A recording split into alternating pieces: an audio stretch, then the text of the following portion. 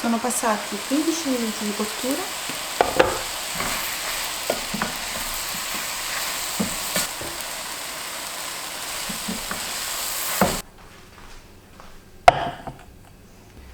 Questo ingrediente è facoltativo, potete anche non mettere il tonno se siete vegetariani o vegani, però per me lo voglio perché mi piace.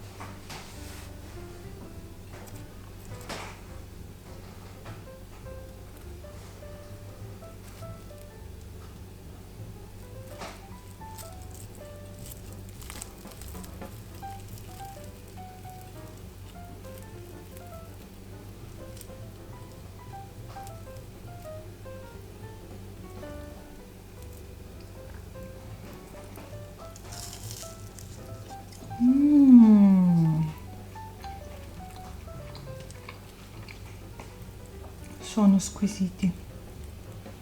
Il sapore ricorda quello degli involtini primavera. Fatemi sapere nei commenti se questa mia ricetta vi è piaciuta e se la fate scattate una foto e pubblicatela su Instagram utilizzando l'hashtag ricette di Gabri.